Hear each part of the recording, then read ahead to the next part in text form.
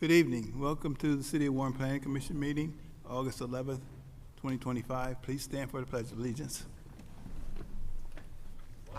Allegiance to the flag of the United States of America and to the republic which stands one nation under God, indivisible, with liberty and justice for all. Roll call. Commissioner Ansar, Present. Commissioner Duze, Commissioner Halawadi, Present. Commissioner Hawk, Present. Commissioner Chowdhury, Present. Commissioner Moore is present, Commissioner Banaki, Present. Commissioner Smith. Present. Item number 4, approval of the agenda.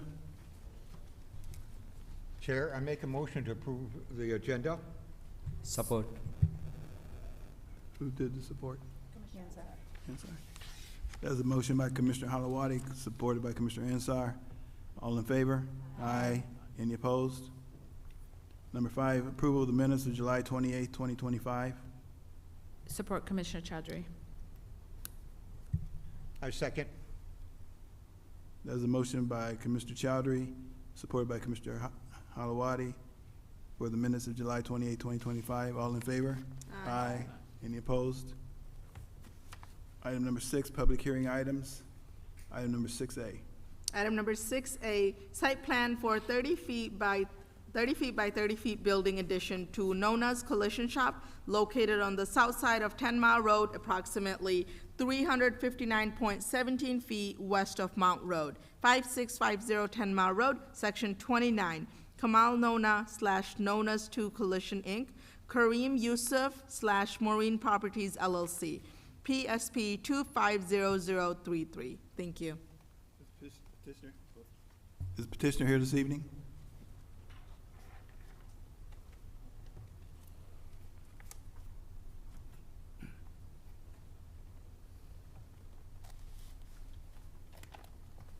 Good evening. You want to tell us a little bit about your project? Is your mic on?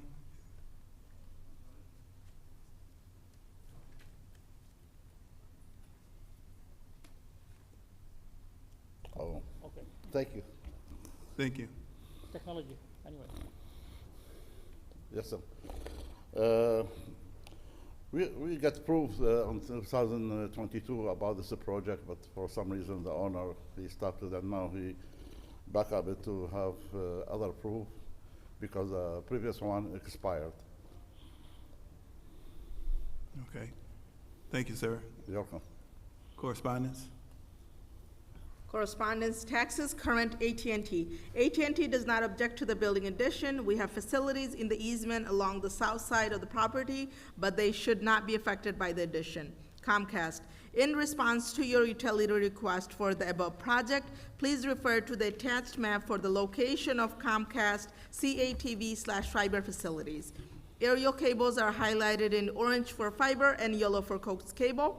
Underground is highlighted in blue for fiber and green for coax cable. If we can be of further assistance, please feel free to contact us by email at cccutilityrequest@teamsigma.com.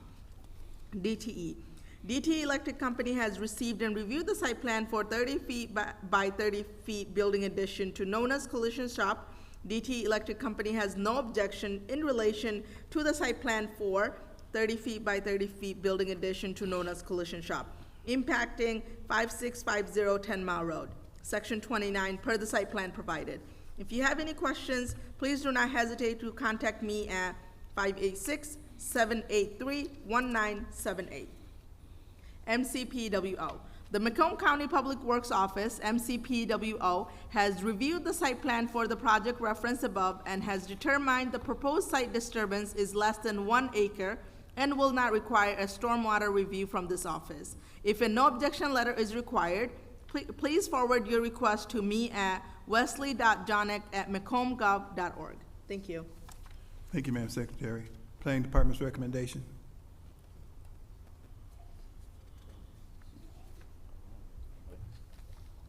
Oh, so-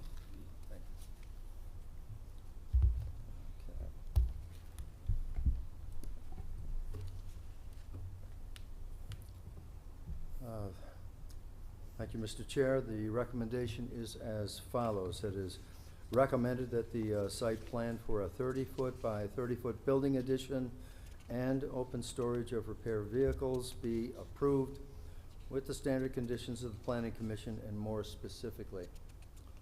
Number one, 5 copies of revised site plans shall be submitted indicating the following. 1A, a note shall be provided stating all outdoor retail sales of items shall be prohibited on the site.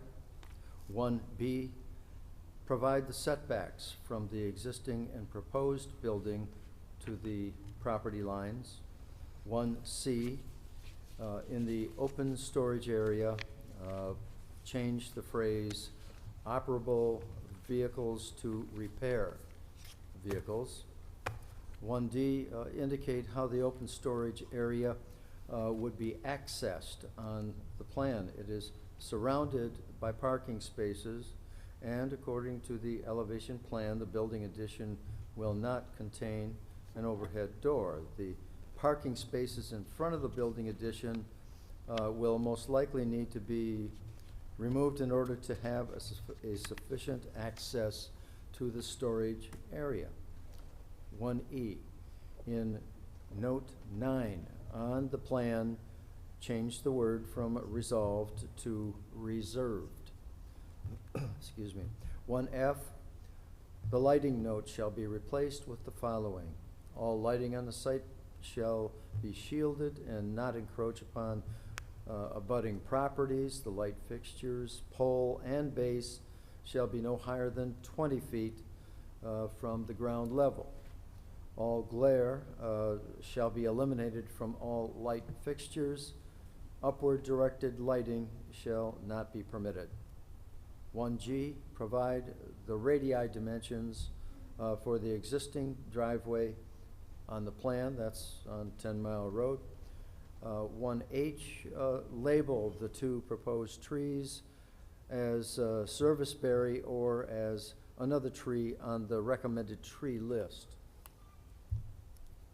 1I, the Planning Commission shall approve a modified trash enclosure that proposes it will utilize the existing building wall and the building addition wall as part of the proposed enclosure.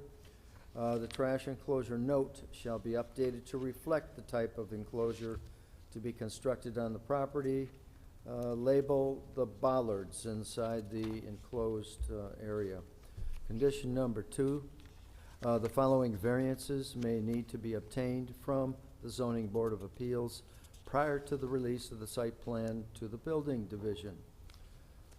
So that's 2A. The plan indicates the use as a collision shop and paint booth and will be considered major auto repair. A variance is required to locate a collision shop, major auto repair, 163 feet from the residential district, and that's on the north side of 10 Mile Road. 2B, and that's to waive the minimum of 2 parking spaces.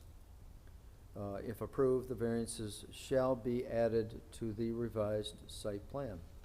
Condition number 3, note 8 on the plan, indicates that doors cannot be accessed between 5700 10 Mile Road, the parcel to the east, and this property's 5650 10 Mile Road. However, there is an existing overhead door and standard access door on the west side, west elevation of 5700 10 Mile Road. The petitioner's proposed parking spaces would block access to these doors. The petitioner shall indicate whether he has discussed the status of the overhead doors with his neighbor to the east.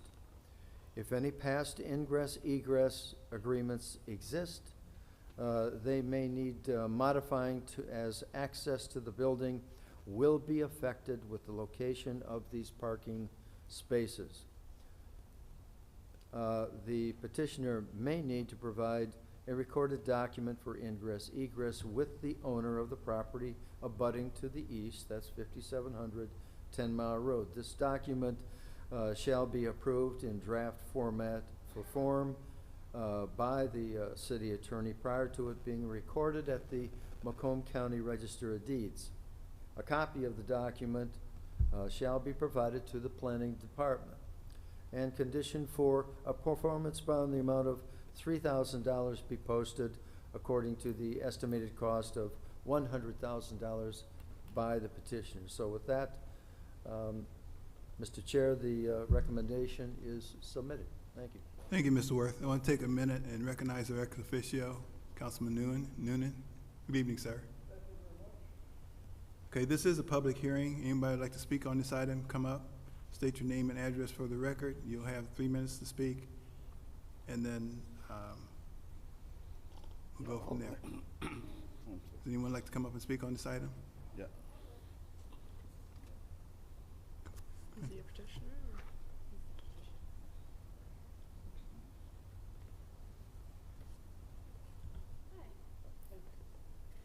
Good evening. Good evening. Glad to be back. I wanted to know what kind of, okay, first of all, 11 different things would need to be different, right? It went from A to I. And there are variances that you need to get. And I heard him say this gentleman has to show that he has checked with the neighbors about the access through a driveway or an area that was, entrance, exit, okay? So before you approve that, I would hope that you would ask him to come back after he's already done that, if he hasn't done it yet. And I would hope that you ask questions about paint fumes. If they're wanting to do painting there, what's the difference in that neighborhood? How will that affect the neighborhood if they're only 163 feet from a residential spot? It's not very far. It's one lot, like a deep lot by my house. But so I just want to see you interested enough to ask questions and not just approve things. And think about how many different things have to change and how many variances they have to get, because we are approving way too many variances in this city. And if we really care about our city, we're not going to just let this happen. Just because they can come and ask for variances, we can't just vote yes.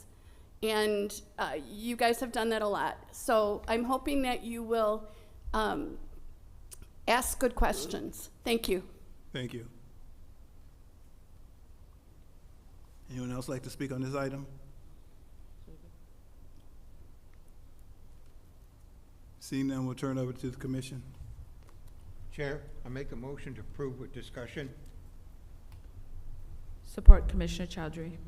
There's a motion by Commissioner Halawadi, supported by Commissioner Chowdhury. Go ahead with discussion. Okay. Thank you, Chair. Okay, Ms. Harris, the one thing you did bring up, I was going to ask, was about, have you checked with your neighbors in related to the one point about the access doors to the one building? Have you talked to your neighbors about that, about those doors? Yes, the owner here, I mean, he already talked to him, and they are very related as a friend. So any evidence or document related to that issue, I mean, he's ready to submit it. I mean, so you have no problem working with your neighbors? No, As far as there's yeah. the one recommendation by our planning And director. the current situation for that is already blocked because they put a parking lot with concrete in front of all these doors and our access area, so there's no way they can use it from his neighbor. Oh, okay, and do you have any other problems with any other recommendations from our planning department? All this recommendation from A to I, we already incorporated the comments, and we have 5 copies already indicate that's changing on the drawing. Okay, and you are, because I'm familiar with paint shops and stuff, you are going to be doing, I presume when you work on the cars, you do repaint them. Yeah, And do you have fans inside the building that will properly, you know, dispense the fumes? I'm sorry? That, you know, when you paint, are they, is the Oh, cars the gonna be in a paints? paint booth, or how you gonna paint them?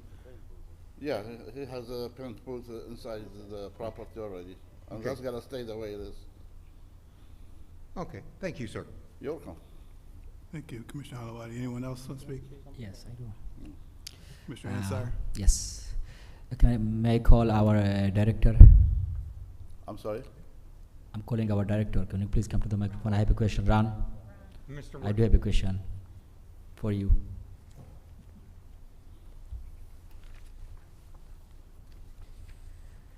I see our recommendation 2A that variance needed is 163 feet from the residential districts. My question is, what is the required feet, like, should be by the ordinance?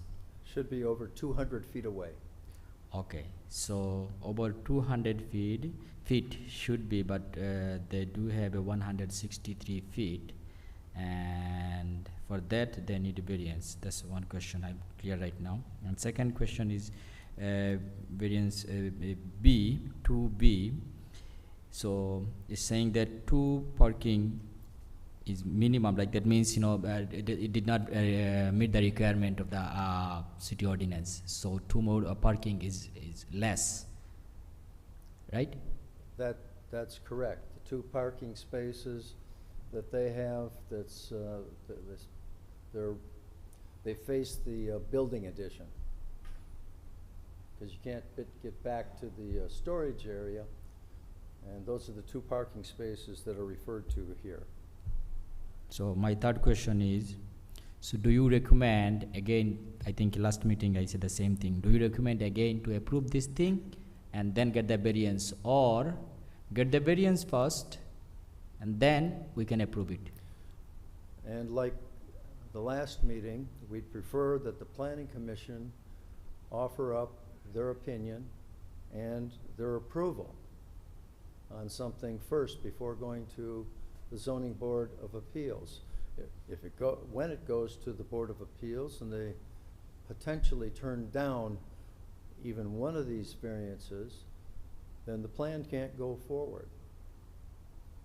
But It's a condition, and it's something that planning has looked at. It's something that the planning staff has recommended approval on it, because they have a tight site, no doubt about it, and they do a big business. But fact of the matter is, if the zoning board doesn't give them a variance, then their site plan fails. so if you know GBA doesn't give them the variance, so site plan failed, so you are recommending us to approve it and then they can go get the variance from the GBA.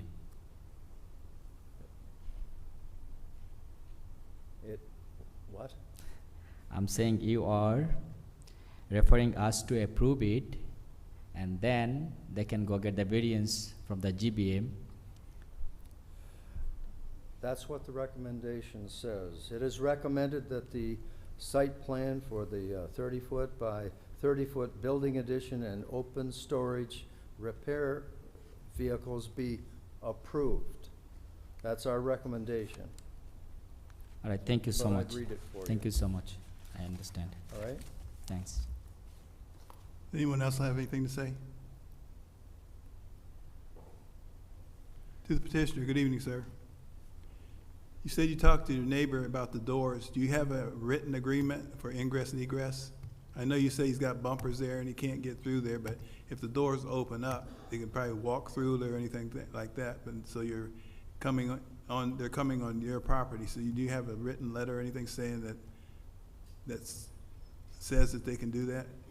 Even though they're not going to be able to do it because you got parking spaces there. If that's, accommodated, he can prove, the owner, he can prove, bring paperwork with his neighbor, sign it from any organization in order to approve that area is not gonna be access from his neighbor. But is there anything else, we can do with the property except this one? For example, you lock the door and leave it just like that, or maybe he build that opening area with a block, whatever required. And he already discussed this with his neighbor, and they said there's no issue for that. They can work together in order to bring the approved document for that. All right, thank you, sir. I have one other question. On your floor plan for the building, it shows up near the front, I don't know if you can pull that picture up, David. It shows a 36-inch door on the west side. Now, is there a building, there's a scrap building company next door to that on the west side of the building. But you're showing, on the drawing, you're showing a 36-inch door that opens out. Is that a driveway going out, open out to that door? Or, because the original floor plan doesn't show a drawing on it, but this one does. Yeah, probably, maybe it's missing here, but this door already locked. They don't use it. We don't know. Those three properties or facilities or buildings used to be under one business, and then they separate them and sell it. So everybody left whatever in there. They don't do any action on it. And also, we are willing to close that door, so we're gonna close it before we start our project. So you're not gonna use that door at all then? You're not gonna use that door? I'm not gonna use that door at all. Can you come over to the mic, sir, so I can hear you, please? Oh, sorry, I said, we are willing to close that door with the Okay. blockade and everything, so when we start our project, But even that- before we start our project. But that door does open to the next building? Yes, Okay, so the owner, that's a different owner, right? say it again, sorry? That's a different owner, the building that door opens to? Yes, different owner, yes. Okay, so therefore if you gotta close it up so it can't be used, or you're gonna have to get a letter of ingress to allow them to come back and forth between the two buildings. Correct, sir, correct, yes, we can do Okay. that, All right, no problem. thank you, sir. I don't have any other questions, so that was a motion by Commissioner Halawadi, supported by Commissioner Chowdhury. Roll call. Commissioner Halawadi? Yes? Commissioner Chowdhury? Yes to approve. Commissioner Ansar? Yes to approve. Commissioner Duze? Yes. Commissioner Hawk? Yes. Chair Murray votes yes. Commissioner Benecki? Yes to approve. Commissioner Smith? Yes to approve. Good luck with your project. Thank you so much. Have a good evening. Thank you. Thank you, sir. Thank you. Thank you. Have item number 6B.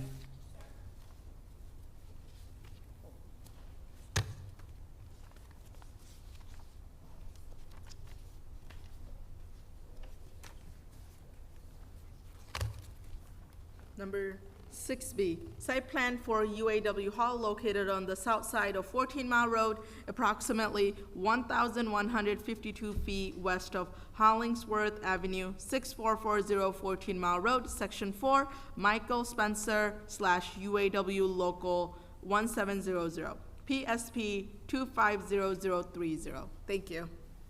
Good evening, sir. You want to tell us a little bit about your project? Good evening.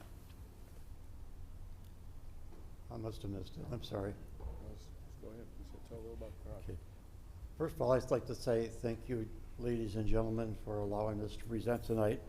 My name is John Fenn. I'm a licensed surveyor with Casino Building and Development at 42732 Van Dyke, Sterling Heights, Michigan, 48314, phone number 586-419-7033. I'm joined tonight by Mr. Mario Evangelista, who is the president of Casino Building and Development of 42732 Van Dyke, Sterling Heights, Michigan. His phone number 586-323-4462. I'm also accompanied with Mr. Michael Spencer and Mr. Eric Walters, who is the president and vice president of the UAW at 1700 East 14 Mile Road, City of Warren, City of Warren, Michigan 48092.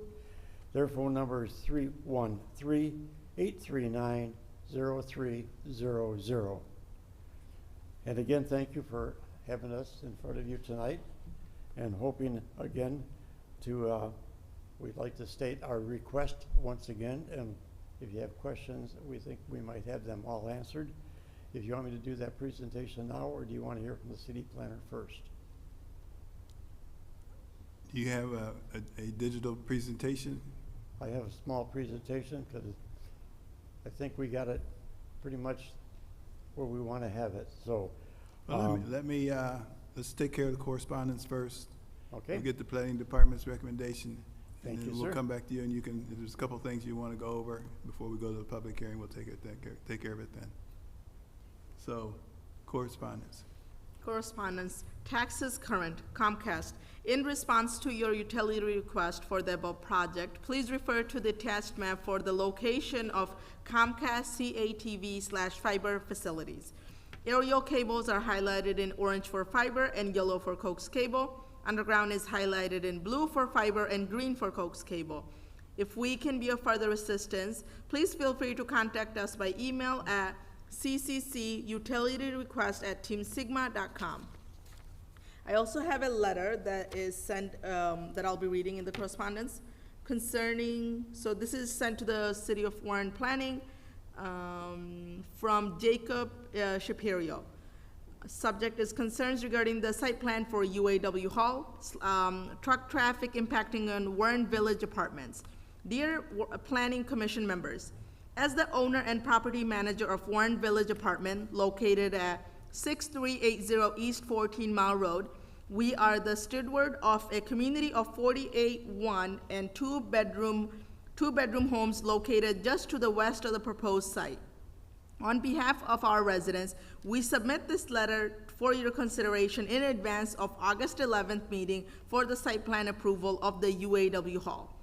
Over the past 18 months, our residents have been impacted by a significant and disruptive change in truck traffic patterns on the subject property, which is directly adjoining our community to our east.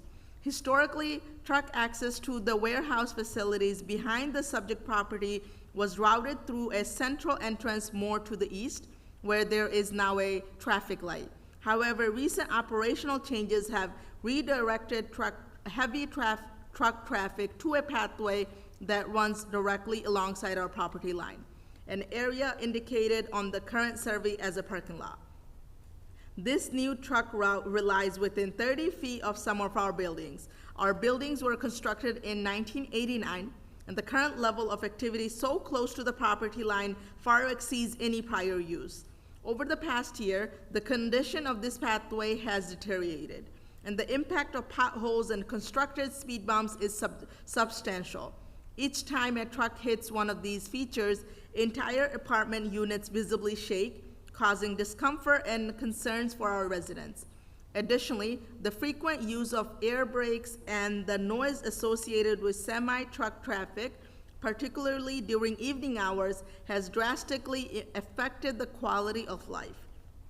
While our residents acknowledge and accept that industrial activity is a part of the neighborhood, this intensification of truck traffic so close to homes has introduced a disruptive element that has never existed before and was neither anticipated nor adequately mitigated in the original site planning. We urge the Commission to require the applicant to address this issue through the approval process. Potential remedies could include, number one, rerouting truck traffic to the original central entrance and not through a parking lot adjacent to apartment. Number two, resurfacing and reinforcing the current pathway to reduce noise and vibration. Number three, removing or modifying speed bumps. Number four, limiting truck activity during less disruptive hours. Number five, implementing additional buffers or screening to shield residents from noise and vibration. We appreciate your attention to this matter and trust that you will carefully consider the concerns of our residents as part of the site plan approval process. Should you need any further details, or if staff or the applicant wishes to discuss the matter directly, we welcome the opportunity to collaborate on a solution that serves the interest of all parties. Thank you for your time and consideration. Sincerely, Jacob Shapiro, Evanhole Management Company. Thank you. Thank you. Planning Department's recommendation.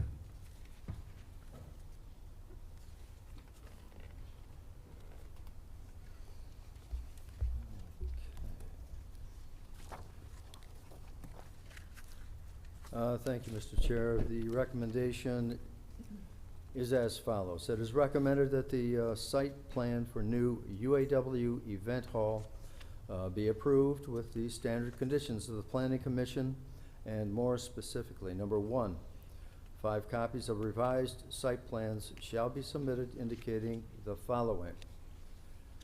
A, add the site data chart, easement information, legal description, and stamp and seal to the 1-inch equal 40-foot site plan.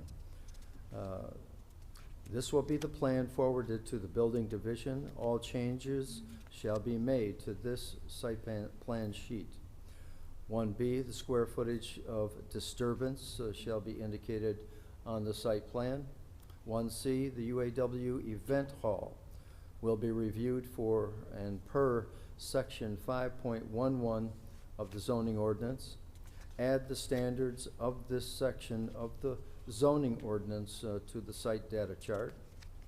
1D, the site plan indicates that 2 accessible parking spaces are abutting without an access aisle in between. Refer to the ADA accessible parking standards for striping. 1E, remove all references to handicap parking and replace it with accessible parking.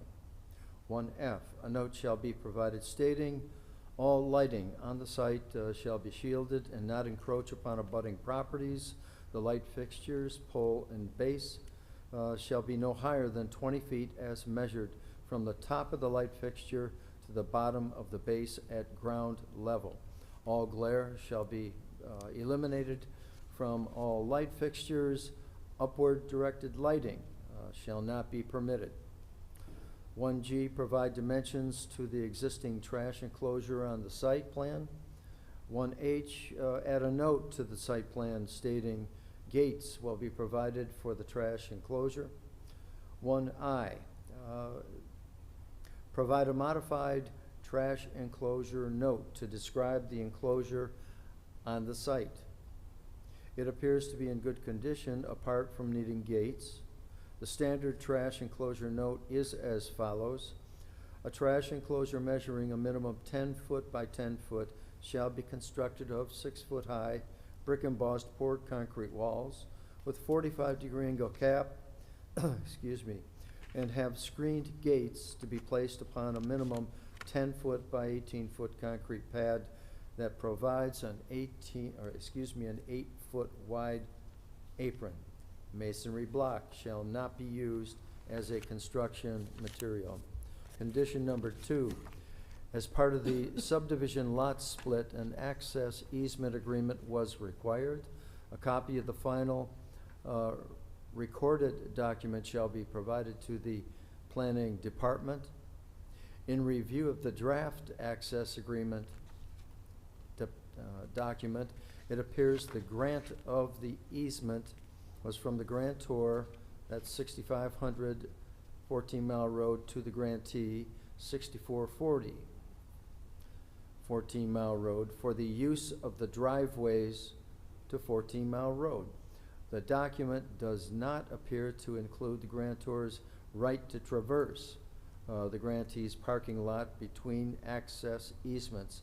However, if there are questions pertaining to this, the matter shall be referred to the city attorney's office. Condition number 3, the following variance may need to be obtained from the Zoning Board of Appeals prior to the release of the site plan to the building division, and that is to retain 20-foot wide maneuvering lanes. If approved, the variance shall be added to the revised site plan. And finally, condition number 4, a performance bond in the amount of $45,000 be posted according to the estimated cost of $1,500,000 by the petitioner. However, this amount appears to include internal renovations. The site work required is minimal, such as providing gates on the trash enclosure and the additional gates. Planning staff recommends a $1,000 bond be posted. So with that, Mr. Chair, the recommendation is submitted. Thank you. Thank you, Mr. Worth. Okay, to the petitioner, I told you I'd give you a few minutes to do a little bit more in your presentation, so you've got 3 minutes to say what you want to say. Thank you. I'm going to try to be as brief as possible because I believe at the end of my presentation, we can sum up everything. So we are desirous to allow our union membership the opportunity to use some of our large gathering halls that are contained within the footprint of our building. We're allowing our members to do this to host events like weddings, baptisms, birthday parties, and so on. So that's one of the variances we're after, is to allow our membership the right to use our large halls for personal use. We also are seeking to exercise our right to restrict truck movement through our property by installing swing gates at the driveways that they now exist. These swing gates would be there, would stop the trucks from pulling through our property to turn and go across 14 Mile Road straight. I would believe this would probably help with the person that wrote the letter with their concern. We also would like to repave our parking lot in the future. As you can see, we are surrounded in our property by what used to be Art Van, which is now Gardner White, which is a large facility there. There to our east, to our south is a number of other little warehouses. And of course, to our west is the apartments, and to the northwest is a small church. So we don't feel that we are doing anything that would be detrimental to the neighborhood. We have talked to the Planning Commission, and we are willing to abide and go over all the issues that they have and correct any issues that they might have and submit to the Planning Commission. So we are asking for your approval to allow us to have the gathering for our membership and to allow us to put swing gates in to stop the big trucks from the roads. How about that? That was pretty good. That was almost a home run. I can't talk with my hands, I'm sorry. All right. So I think that would alleviate, that would probably make the trucks use 14 Mile Road to make their left-hand turns into the property across the street. That's what the swing gates are for. It's shown on our site plan. That's what we're asking this commission to grant us the variances to do. Thank you, sir. This is a public hearing. If anybody would like to come up and speak on this item, please come up, state your name and address for the record, and you'll have 3 minutes to speak.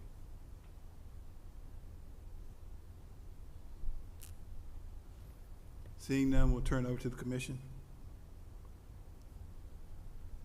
Mr. Chairman, I'd like to make a motion to approve the UAW hall with the recommendation of staff Support. and some discussion.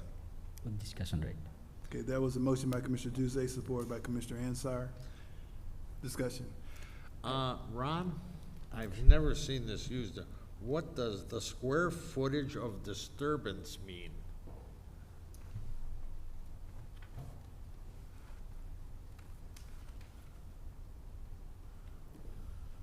That's a statement that has to do with if they were to I don't know, change part of the building, let's say take some of the parking out and add a building addition. It would be the size of the building addition on the property. The disturbance has to do with drainage, and we have them on most of our site plans. Is this site plan for water? Is it a 200-year floodplain, 100-year floodplain, or no floodplain? No floodplain that I know of. But it doesn't matter where the site is in Warren. This is always a case now and information that's needed on site plans. All right. All right. Thank you, Ron. Thank you, Mr. Chairman. Thanks, Commissioner Duzé. Anyone else? Yes. Commissioner Ansar? May I call petitioner? please come to the microphone. You had a chance to review all the recommendation? You had a chance to review all the recommendation, and you guys agree with that recommendation? Yes. Yes, we have. We have reviewed the recommendation from the planning commission, and we will definitely work hand in hand with them to address. I don't really think there's many issues there. A lot of it's standard verbiage, but we will work with the planning commission in order to resolve everything that might be there. And as far as the square footage of the building, on the footprint is our intention at this time, it will not change. Okay, So the comment that you asked the planner, we do not have any intention of changing the footprint of the building. right. So wasn't me. what's the operation hour? Operation hours, like, after you guys open this hall, so what will be your operational hour? Well, just, excuse me, we'll let the, How you doing? Mike Spencer. I am the president of Local 1700, UAW 1700. The standard operation hours, 8 to 4 during the day. And then if there's any things that we have for our memberships, we cut it off at 11 o'clock. Okay, so I have another question. As you said, it will be public. It is really going to be public or just for the union? I didn't hear you. As he said in his earlier speech, that even hall will be open for public. It really will be open for public or just for the UAW members? Yeah, just for the membership. Just for the membership. Okay. All right. Then I don't have any more question. thank you. Thank Anyone you. else have anything to say? Good evening, sir. I understand about the problem with the trucks coming through the parking lot, and I think the swing gates are a good idea. Are they gonna be automatically controlled, or are they gonna have, how will you control the swing gates? They will be personally controlled, I would believe, for functions.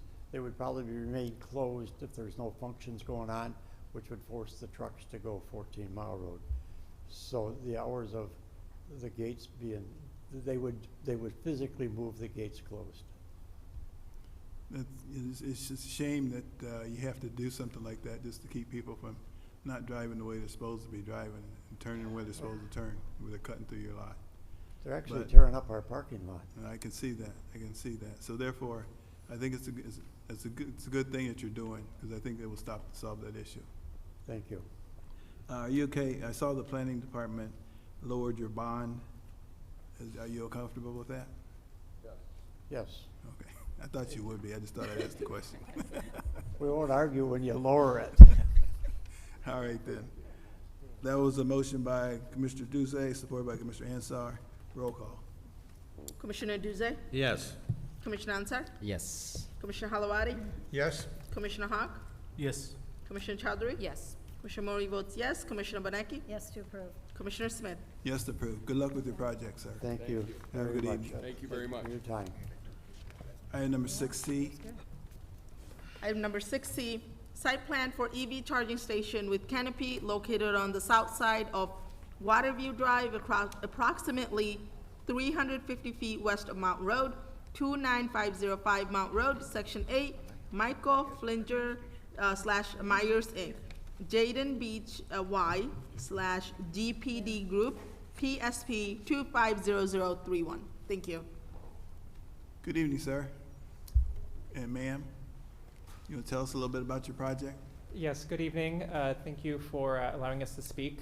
My name is Ramik Evaz. I am with EVgo and joined by our great project team, GPD, our engineer of record on the project, our folks here at EVgo, and as well as our friend and neighbor here at General Motors. So this project, you may have seen us. EVgo is the public fast charger here at the Meyer on Mound Road. And this project is an exciting expansion and upgrade of that existing site. I will be brief so we can get to questions and correspondence. If we can go to the next slide. So just a very quick overview about EVgo. We are one of the nation's largest public fast charging providers. So very much like the gas stations for electric vehicles, except cleaner and selling electricity instead of gas. We are in over 40 states, over 1,100 charging stations, and work with a lot of great partners like Meyer to build fast charging in grocery stores and the types of places where folks are already shopping and frequenting in their communities. So I know we'll be diving into the site, but always nice to zoom out and just take stock of some of the progress. So here in Michigan, we have seen a lot of growth in electric vehicles. Just in the last year, over 50,000 new cars were registered, and the number of EVs registered in Michigan has increased by 4 times since 2022. So a lot of progress when we zoom out. Next slide. And an exciting find that when we were looking at the numbers is the 2 zip codes here in Warren have the most electric vehicles registered in the entire state of Michigan, along with our other cities and towns in greater Detroit in the outer ring. So very much a lot of growth and seeing a lot of folks in the community increasingly getting electric vehicles as part of their next purchase. And so you may have seen on the title slide the reason we're calling this a flagship site. This is part of an exciting partnership we're doing with our friends and neighbor General Motors to build over 400 new stalls across the country. And so these are flagship sites that will have the same types of amenities and features you'd expect if you're at a rest stop or at a nice gas station. Canopies, lighting, security, and just the ability to have a nice charging experience, and very much looking forward to hopefully having Warren be the first one of these that we open to really set the stage for kind of the next generation of charging experience, to give folks again the experience that they're accustomed to. So the existing conditions, again, if you've been to the Meyer, you may have seen our 4 charging stalls at the edge of the lot here at the parking lot. The planned upgrade will be just 1 row of parking stalls behind where the existing chargers are, except instead of only 4 people being able to charge at a time, 12 people will be able to charge at a time. There'll be a nice canopy, so as I know many of us were caught in the rainstorm on the way here, so we'll be very excited that folks can have some shade and protection from the weather and the snow, as well as one thing that is sometimes overlooked, but just a pull-through design. So if you're towing or if you have a trailer or a longer truck, you don't have to do any awkward maneuvering and disrupt folks in the parking lot. You'll be able to, the same way you do at a gas station, just pull over.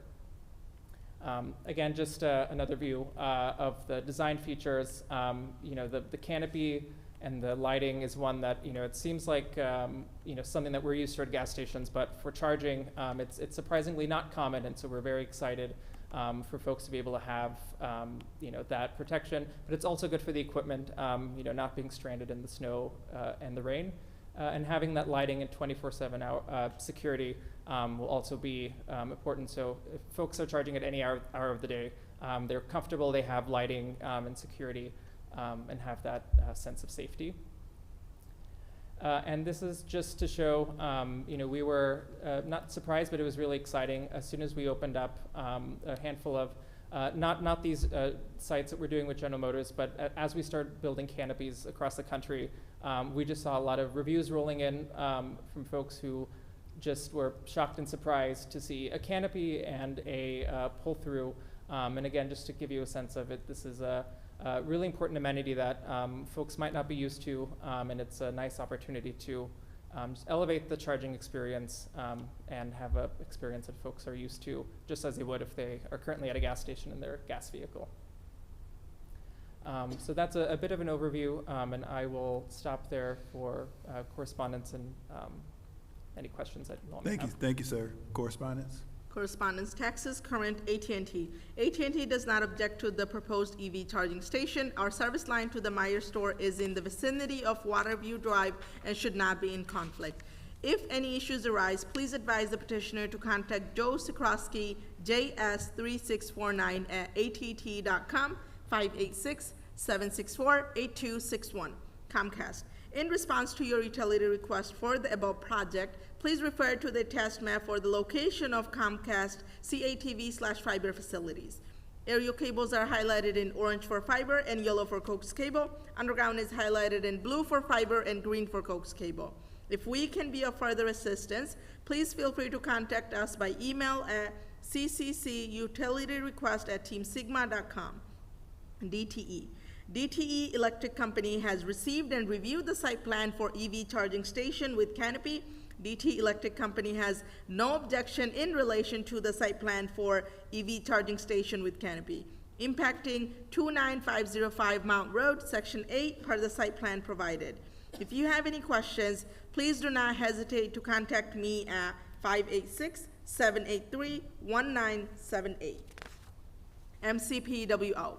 The Macomb County Public Works Office, MCPWO, has reviewed the site plan for the project referenced above and has determined the proposed site disturbance is less than 1 acre and will not require a stormwater review from this office. If a no objection letter is required, please forward your request to me at wesley.jonick@macombgov.org. Thank you. Thanks, Madam Secretary. Planning Department's recommendation.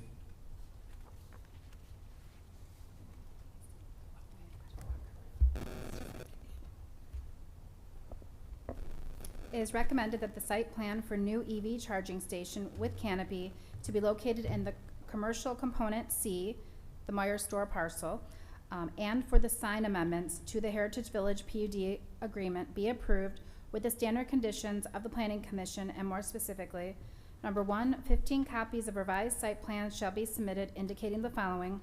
1A, the overall site plan, that's C-110, and the civil site plan, C-11-P, shall be used in combination as a site plan for the project.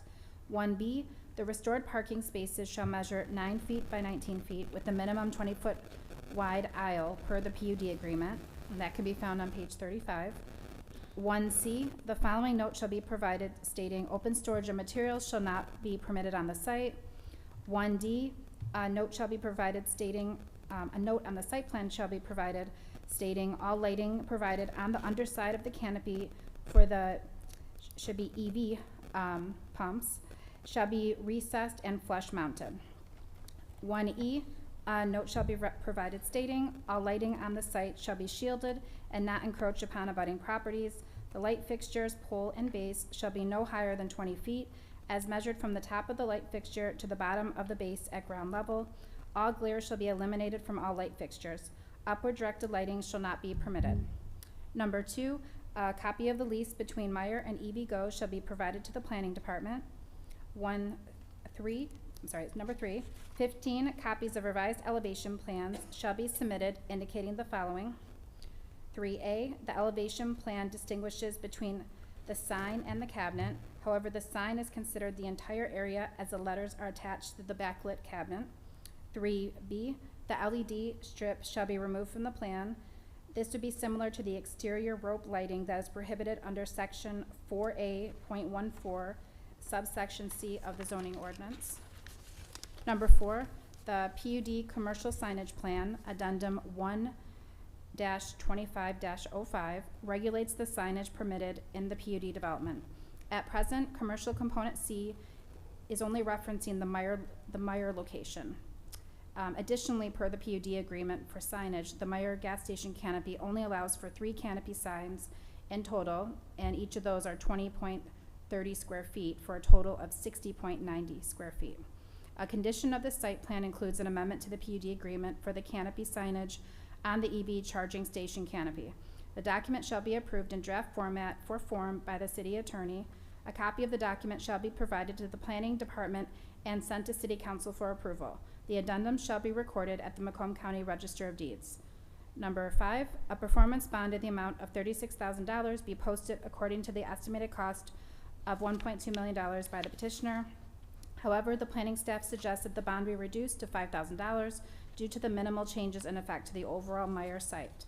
And this ends the recommendation. Thank you, Ms. Michelle. You're welcome. This is a public hearing. If anybody would like to come and speak on this item, please come up, state your name and address for the record, and you'll have 3 minutes to speak.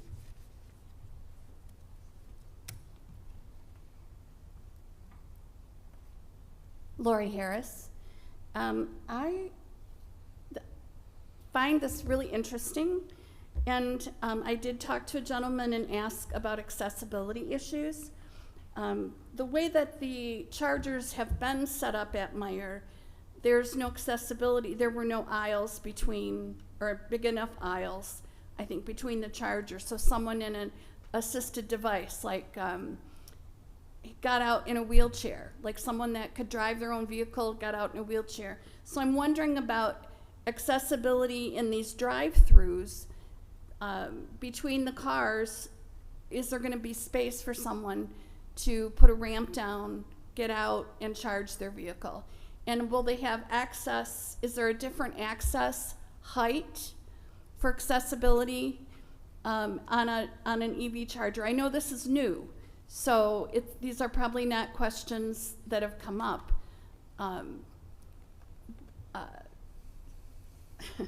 So because we can't find any information on pull-throughs for this.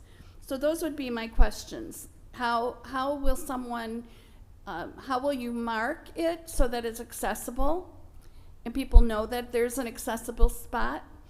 And is there room for someone to get out and use an assisted device to actually get around the cars into the, I don't know, it's not a pump, but an electric source? Thanks. Thank you. Anyone else like to come and speak on this item? Seeing none, we'll turn it over to the commission. Chair, I make a motion to approve with discussion. Support. There's a motion by Commissioner Halawadi, supported by Commissioner Ansar. Commissioner Halawadi. Okay, to the petitioners, can you step forward, please? Thank you.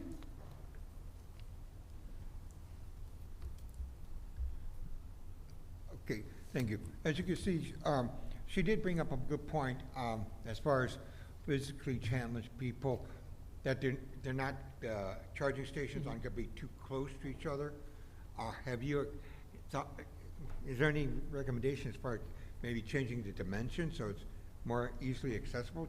'Cause I Yes. do know there are people that are physically challenged and would still like to be able to use EV vehicles. Yes, so if you can see, the two chargers on the right are both not just 8A, but they're two van accessible stalls. Okay. And so that's part of the benefit of the pull-through is you're able to have both. And you can see that striped access aisle. And I know the ADA and there's been actually some code updates. Folks have been thinking through this, that are new codes that are regulating, the cable length and the height. So there are, a lot of considerations that we have been making, as we build new sites to make sure that they're accessible, both in terms of, people being able to get out of their own vehicle, or if they're on a van and they need that space to get out of the van and maneuver to the charger. Okay. So you're, but also the, the weight of the cable and the height. So you are taking that in Yes. consideration Yes. in the design. And just kind of curious, I do know the Myers at 10 and Shane they have charging stations. Do you operate that one? yes, so But that one doesn't have canopy. So the four that are currently there, yes. So those are our existing legacy chargers that we have at the Meyer, and so yes, they don't have a canopy, and so this is part of our upgrade. Okay. Go ahead, yeah. And William Hotchkiss from General Motors, actually, we're co-located here across the street from Right. this presumed station. We were actually pushing for this to be the first flagship site nationally because of our partnership and because it's in the back of our headquarters. So it's one of the stations that we see as the next evolution of technology, and that's why we're so excited about it. And bringing it here to Warren, so. Okay. All right, Thank you. That concludes my questions, Thank you, sir. sir. Commissioner Ansar. Yes. I would like to thank you for taking this step because all of my colleague knows that I always talk about the EV gas station. Few times I had a conversation with the director, for the EV gas station too. So I'd like to thank you guys for taking this step. And as you mentioned that that's going to be first gas station project. In USA or in USA? So again, there's one Sorry, other not site, gas there's station, EV another, station. one other site in California that has this flagship configuration. General Motors is pushing for the first one to be here, so it's a race. Yeah, and your data shows that, I saw your presentation, it shows that more than 5,000 registered EV users in Warren, and also shows that last 1 year increase is 3,900. So it shows that the demand is there, and we needed this kind of EV station in Warren. And do you have any plan to open a few more in Warren or in Michigan? Yes, hopefully. We have a partnership with Meyer and a lot of other site hosting grocery stores. So very much continuing to expand. So you have a partnership with Meyer to open up wherever the Meyer is there, you can open up a EV gas station? So EV station, charging station? So not necessarily every location, but just as part of our network, we work just with our partners. We're always looking to get new sites online with grocery stores. Again, our bread and butter is just typically where people are already shopping. We like to co-locate. So yes, definitely far more plans to continue building in Michigan. And as you noted, the demand is growing quicker than we can keep up. So very much looking forward to getting more in the ground. So my second question, as you heard that one of our residents, she brought up a very important issue for the accessible. Do you guys have any plan for that? Yes. I know it's new, so probably a lot of things is gonna come up, and you have to change or modify it. So do you have any plan for the accessible? Yes, so the two stalls on the right are both van accessible stalls. So they do have that accessibility stalls, and they also have that aisle as well. So there will be ample space for people to be able to maneuver. And as I mentioned, yes, very much still a new category of infrastructure. So we are continuously working with the building code standards folks as those standards evolve to make sure that the sites are designed with accessibility in mind. Thank you. May I call our director, Ron, please? I have a few questions for you.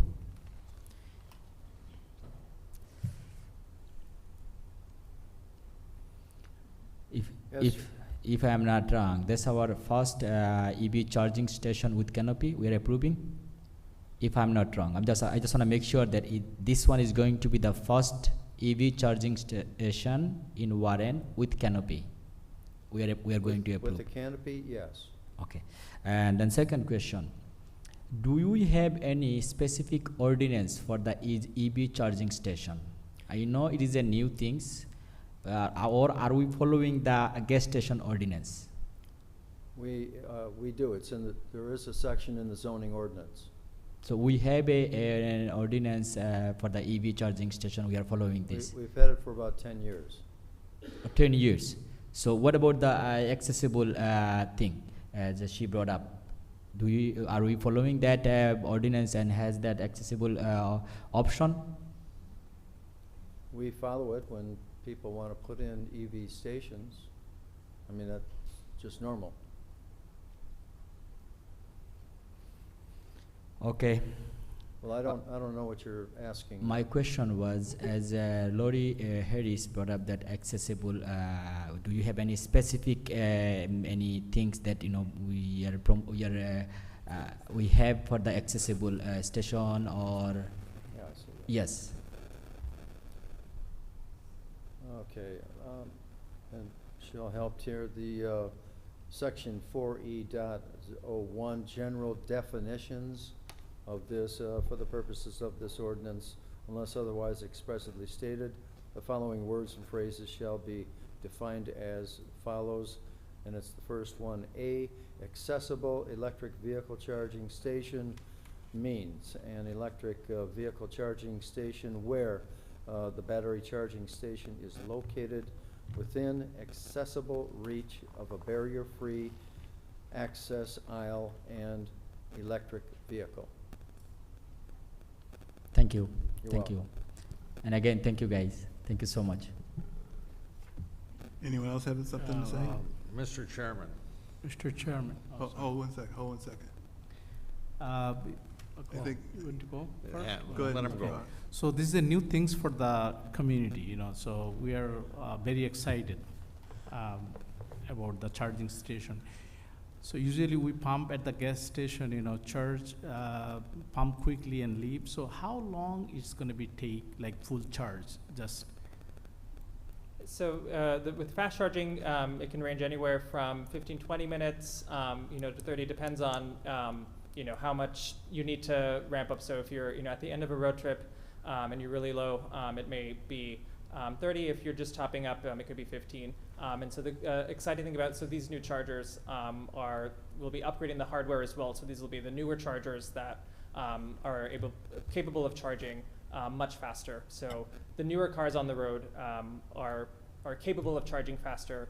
So these new chargers as well will be able to get the vehicles from 20 to 80 much more quickly than the older generation. So we visited the area today. There are 4 charging stations there already, right? Yes. So are you going to leave them or leave it or no? No, so they will be, those 4 will be removed and folded into, upgraded with the brand new equipment. So there'll be 12 in this Okay. site. Including those, right? Okay. Yeah, so they'll be removed and we'll have 12 new ones. Thank you. We are welcoming you guys in the city. Yeah. Thank you. Thank you, Commissioner Duzay. Thank you, Mr. Chairman. I agree with my colleagues that this is a very good idea for Warren, and if we're going to be first in the, for this, then that's very, very cool. The question I have might seem far-fetched, but for gasoline, when you're filling up with gasoline, you have fire extinguishers that take out the, if there's any fire or anything else. Is there any way of using a fire extinguisher or whatever on the electric station, on the electric charging spot? I've seen when lithium gets touched with water, and that's very, very nasty. Are you folks thinking about something like that? Are you implementing something like that? Yeah, so the National Electric Code, we were just part of the cycle. So the National Fire Code is being updated to kind of strengthen a lot of the fire code provisions. So the same way, the fire code has provisions for gas stations, Right. Around being able to shut off the fuel or being able to have those precautions in place. We do have those for EV charging that we have to follow. So there are EV-specific fire codes that are continuously, as you mentioned, this is an ever-evolving industry, so they're continuing to be upgraded. Well, I'm glad somebody's thinking about this. Thank you, Mr. Chairman, and good luck in the future. Thank you. Thank you, sir. Sorry. Mr. Hockey, you said you have Are another you question? are you going to leave it like self-service, or there will be any like assistant or no? If anything happened. It will be self-service the way it is currently, but we do have a 24/7 customer support line, as we do with the existing chargers, as well as the app, so folks can reach out if there's any issues. Okay. If someone calls, so how long is going to be take for like for assistant? Usually very, very quick. The times I've called, someone has picked up the phone, so it is manned 24/7. I should also mention that GM is collaborating with EVgo so that when the experience of charging needs to be executed, a customer will just plug in. They'll have already entered their bank information into their app. They'll plug in, they'll charge, and then they'll be able to leave. So we're making this a much more streamlined approach so that there's a point in time you won't ever have to put a credit card in at one of these sites. So we are thinking about the technology, and this will be one of the sites that will have that advanced technology. Thank you. To the commissioners, if you have to speak, you always have to come through me to request to talk, okay? It's just instead of just blurting out, okay? Thank you. Anyone else have something to say? Okay. To the petitioner, good evening. I don't have an electric vehicle because one of the concerns I have is we're putting EV stations up, and I don't think our electric power grid in Michigan and a lot of other states can handle a lot of electric supply. So what happens if we have a power outage and people need to charge their vehicles and they don't have the power to charge their vehicles? GPD folks. Well, yeah, we coordinate very closely with you know, the utility provider, you know, when we are building a new site, you know, we are very much coordinating, you know, our service planning with utility service planning. And so, you know, in the event of natural disasters, you know, we do have our, you know, preparations in place. And, you know, similarly, if there's, you know, an outage and the gas pumps don't work, you know, we, you know, may run into difficulties. But the point about power is a really important one. And so that's why whenever, you know, before we even, you know, purchase or, you know, move forward with the site, one of the things we do is, you know, we always try to coordinate with our counterparts at the utility. So, you know, where they're planning on upgrading the grid, you know, we're able to coordinate our build out accordingly and make sure there's sufficient power. Okay. With the fast charge that you have, like you say, it may take 15 minutes or depending on what people need. When a person's gonna pull their car in there to charge it, should it be at a certain level, being low before they recharge it, or can they go and just recharge it and bring it back up to the top? Yeah, it depends. Again, there's no minimum level. Typically, customers will charge, you know, from the example that we often cite is, you know, 20 to 80, you know, much like when you plug your phone in at night, you know, the closer it gets to 100, the charger kind of slows down so it doesn't, you know, preserve the battery's longevity. And so, you know, typically those are, and maybe folks if want to GM give additional updates, but yeah, typically we kind of use the 20 to 80. You know, folks may not fully charge up to 100 unless, you know, they need to. Yeah, so maybe to further answer, the car can come and charge at any time. It just depends on what the state of charge is and how long you have to wait.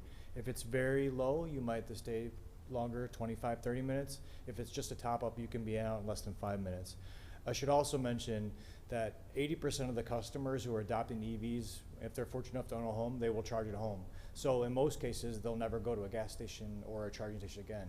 But what we want to make sure at General Motors is that every customer who wants to get into an EV, if they so choose, they can have a spot to charge, whether they own a home, whether they live in mixed use, or whether they live in other housing configurations. So this is for those cases where a customer can't charge at home. All right. Thank you, sir.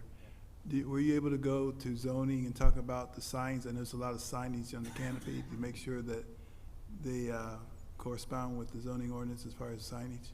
Yes, so we'll be coordinating with planning. I know one of the recommendations in the from planning was about the perimeter lighting. So we'll be addressing, you know, lighting and signage, as well as working with our site host and the city attorney on the PUD update as well to get the signage consistent. All right, very good, sir. Thank you. That was a motion by Commissioner Halawadi, supported by Commissioner Ansar. Roll call. Commissioner Halawadi? Yes. Commissioner Ansar? Yes. Commissioner Duze? Yes. Commissioner Hawk? Yes. Commissioner Chowdhury? Yes to approve. Commissioner Mori votes yes. Commissioner Benecki? Yes. Commissioner Smith? Yes to approve. Good luck with your project. Hope it goes well. It's Thank you. nice to be to have the first flagship in Warren to Thank you. Good luck. show this Appreciate it. application. Looking forward to it. Thank you. Have a good evening, everyone. Item number 7, correspondence. Item number 7, special land use for banquet hall located on the northeast corner of Shaner and Stephens Road, 23814 Shaner Road, Section 25, Latia, Washington, Meiser, Mikhail, PSLU 220005, approval recommended by Planning Commission on August 22, 2022, approved by City Council on October 25, 2022. Conditions never completed, expired on October 25, 2024, sorry. I need a motion to recognize this as expired site plan. So moved, Mr. Chairman. Support Maury. That's a motion by Commissioner Duze, supported by Commissioner Mori. Do a roll call on this one. Commissioner Duze? Yes. Commissioner Mori votes yes. Commissioner Ansar? Yes. Commissioner Halawadi? Yes. Commissioner Hawk? Yes. Commissioner Chowdhury? Yes. Commissioner Benecki? Yes. Commissioner Smith? Yes, to recognize the expired site plan. Item number 8A, old business. Item number 8A, minor amendment to site plan for 1,041 square feet and 1,445 square feet building additions located on the east side of Ryan Road, approximately 536 feet north of Fraser Road, 26262 Ryan Road, Section 20, Hong Lam / Our Lady of Grace Parish. Leobardo Huantes Home and Remodeling, PMA 250008. Thank you. Hello. Good evening, sir. You want Hi. to tell us a little bit about your project? Yeah, I'm Leo Wantis from Wantis Homes and Remodeling. I would be the builder for the addition. This is Juan repairs right there. So we're just asking for an addition for connecting the social hall to the classrooms. All right, thank you. Correspondence? Correspondence, taxes, current engineering. Preliminary review of this site yielded the following comments from the engineering division. Number one, the site plan shall show and identify the correct location of all existing and proposed underground utilities, size connections, and discharge point in the vicinity of the project. Engineering in for request at cityofwarren.org. Fire. In regard to the minor amendment to site plan for 26262 Ryan Road, PMA 250008, the fire department does not see any issue that may affect our operation. Water. There was no attached revision plan that came with the request, so not exactly sure what is being done on where. I have attached a water/sanitary sewer map of the property. We do not have any sanitary in the area. There looks to be an 8-foot line to the church and a gate valve, along with the hydrant towards the back building, but not showing a water main that is connected to. AT&T. AT&T does not object to the proposed plan. It is noted on the plans that utilities will be relocated to accommodate the expansion. I do not believe our facilities will be affected, but please advise the petitioner to contact Courtney Dunford, CD0196 at att.com, 586-842-7758 if any conflicts are discovered. Comcast. In response to your utility request for the above project, please refer to the attached map for the location of Comcast CATV/fiber facilities. Aerial cables are highlighted in orange for fiber and yellow for coax cable. Underground is highlighted in blue for fiber and green for coax cable. If we can be of further assistance, please feel free to contact us by email at cccutilityrequest@teamsigma.com. Thank you. Thank you, Madam Secretary. Planning Department's recommendation.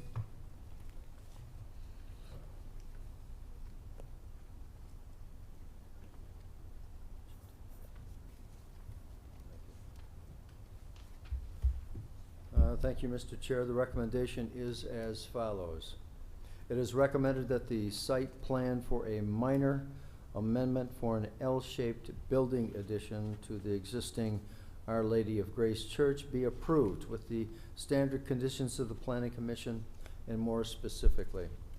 Number 1, 5 copies of revised site plans shall be submitted indicating the following. 1A, the setbacks required in section 5.11 of the zoning ordinance shall apply and replace the setbacks currently provided on the site plan. 1B, the existing use does not have a green belt or a wall per section 2.26 of the zoning ordinance. At present, there are some mature trees planted along the north property line and east property line as well as throughout the property. Planning staff requires a modified screen along parts of the north, east, and south property lines in the area where the grass presently exists. In the areas where trees are lacking, indicate new evergreens to fill the gaps, indicate the existing proposed trees on the site plan. 1C, increase the font size of the building addition dimensions. 1D, verify the size of the proposed dimensions. The letter of intent indicates the total addition as 2,868 square feet, but the site plan indicates the total of the two additions as 3,008 square feet. 1E, a note shall be provided stating all outdoor retail sales of items shall be prohibited from the site. 1F, a note shall be provided stating all lighting on the site shall be shielded and not encroaching upon abutting properties. The light fixtures, pole and base shall be no higher than 20 feet, as measured from the top of the light fixture to the bottom of the base at ground level. All glare shall be eliminated from all light fixtures. Upward directed lighting shall not be permitted. 1G, a note shall be provided stating all landscaped areas shall be automatically irrigated.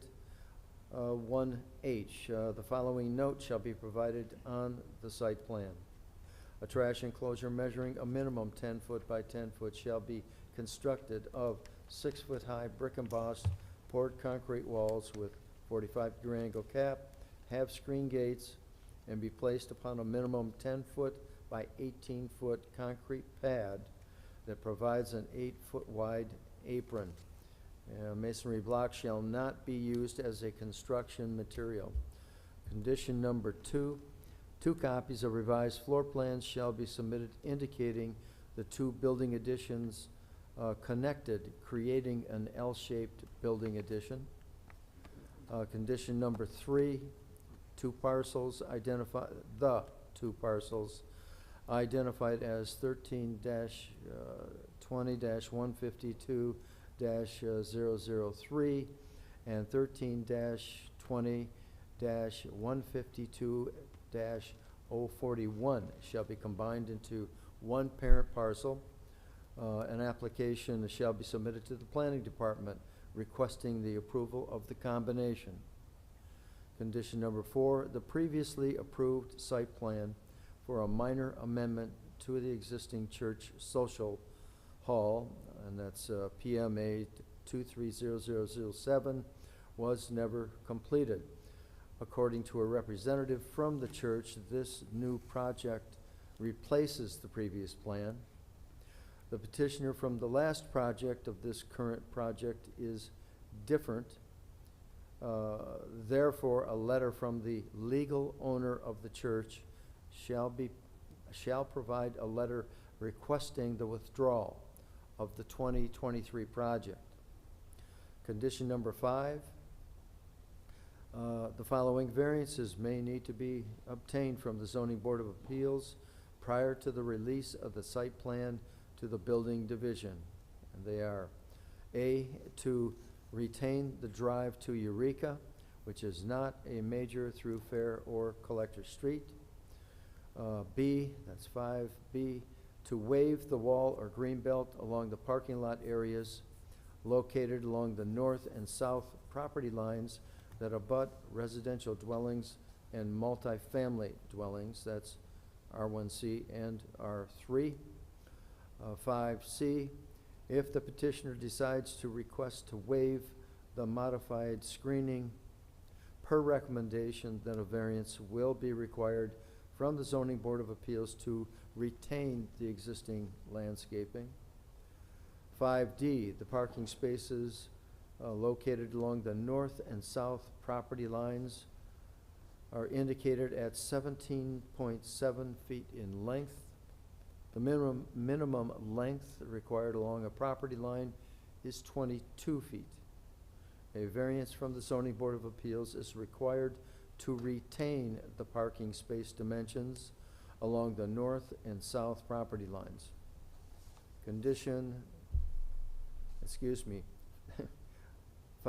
It'll be 5E, and this is the last one. The parallel parking spaces are indicated at 8.6 feet in width with a 22-foot maneuvering lane. The minimum width required is 10 feet in width with a 20-foot maneuvering lane. A variance from the Zoning Board of Appeals is required to retain the parallel parking dimensions. If approved, the variances shall be added to the revised site plan. And finally, condition number 6, a performance bond in the amount of $7,500 be posted according to the estimated cost of $250,000 by the petitioner. So with that, Mr. Chair, the recommendation is submitted. Thank you. Thank you, Mr. Worth. I need a motion to recognize this as a minor amendment. Motion to recognize as a minor amendment. Maury? Support Commissioner Chowdhury. That's a motion by Commissioner Morey, supported by Commissioner Chowdhury. Roll call. Commissioner Mori votes yes. Commissioner Chowdhury? Yes. Commissioner Ansar? Yes. Commissioner Duze? Yes.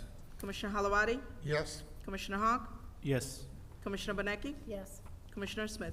Yes, to recognize as a minor amendment. Now I need a motion for the actual item. Mr. Chair? Yes. I'd like to make a motion to postpone this till the variances are obtained. That would be my motion.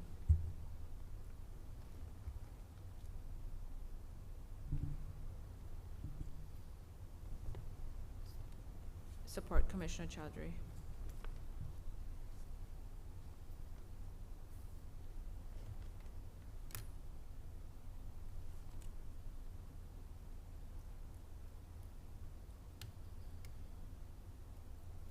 That was a motion by Commissioner Morey to postpone until the variances were taken care of, and supported by Commissioner Chowdhury. Roll call. Commissioner Mori votes yes. Commissioner Chowdhury? Yes. Commissioner Ansar?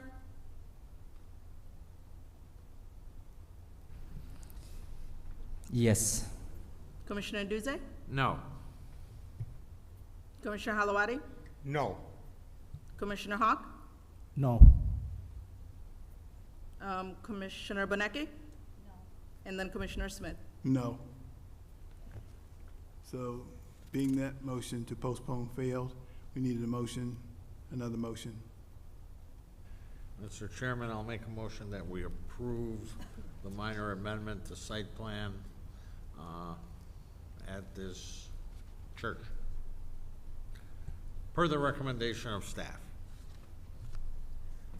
I second that motion. There's a motion by Commissioner Duze, supported by Mr. Halawadi. Roll call. Commissioner Duze? Yes. Commissioner Halawadi? Yes. Commissioner Ansar? No. Reason I'm saying no. You don't need to tell the reason. I You said think, no. you know, It's when fine. we say You're- no, we have to explain that why you're saying no. I think so. Well, Attorney- there's no reason to say why you need to say, it's either yes or no. It's not, no discussion, we're not gonna have any discussion on it. I think so. If I'm wrong, attorney is here. When you say no, you have to explain the reason why you are saying no. If I'm wrong, Attorney? correct me. Do they need to explain the reason why you say no?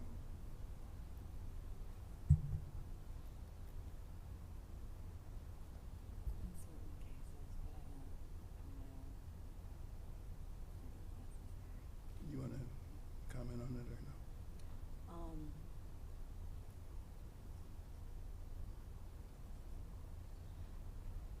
Yes. If I'm saying no, I have to explain the reason why I'm saying no.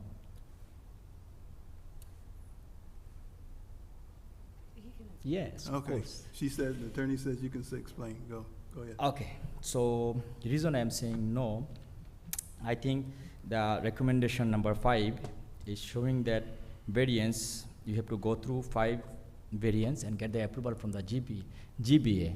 So that's why I think like, you should get the variance first from the GBA and then we can approve it. That's the reason I said no. Thank you. Commissioner Hawk? Yes. Commissioner Chowdhury? Yes.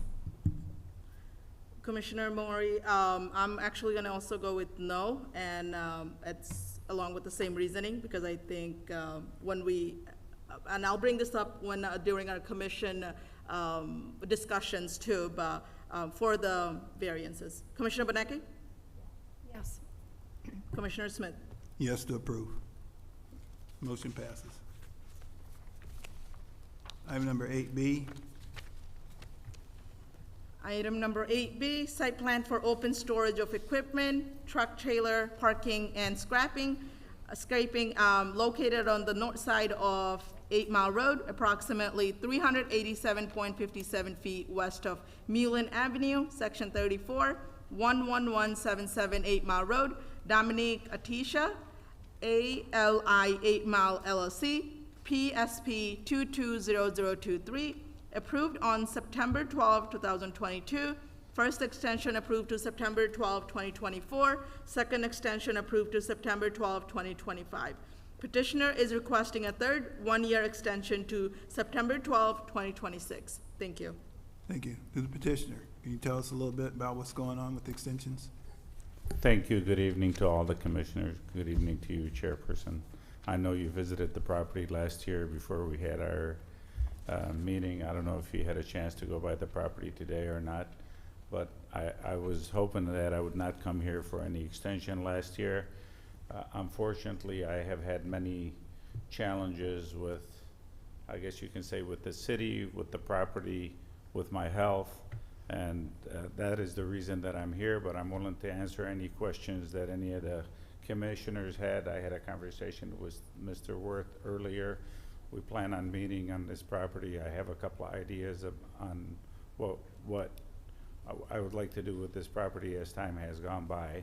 So I think in my letter, I work with both of the neighbors on the east side, the west side. We don't have any complaints from anybody on the property, but I don't want to dwell on all the issues, but I'm here willing to answer any questions that any board member has. Because normally on the site plan, we usually only allow 2 extensions. And usually unless there's a change in the site plan, you have to give a modified site plan for extra extensions. So how much further do you have to go to complete your project to where it needs to be? I don't have a whole lot to do. One of the challenges has been with one of the members in the city. I have the driveways and then organizing the interior of the property. Recently, my neighbor on the east of the property, I don't know, like I said, if any of the board members went by there, we constructed a wall. One of my challenges has been, and I mentioned it to Mr. Worth, has been Everett Murphy. Everything that I submitted for permits and then submitted for a plan review, that he would not give me a permit to build the wall on 8 Mile Road. I requested by email to move my trailers from one location to the other so I can get the property organized. He asked me questions, I answered his questions. He would not respond to my emails. So the only thing he did, he sent me a verbal with Steve Watprant. I have a hard time pronouncing his last name. He came into the property one day to do a visual inspection. He said, Everett said, do not build the wall on 8 Mile Road. I haven't been able to get an answer of why. I've gone down there to see him a couple of times. I've been unsuccessful, so that's been one of my issues. So. Okay, if we. And then I knew, I apologize for cutting you off. I know a third request is extreme, but it just so happened that last year I was here during the hearing, and then there was a third request that was granted by the board, because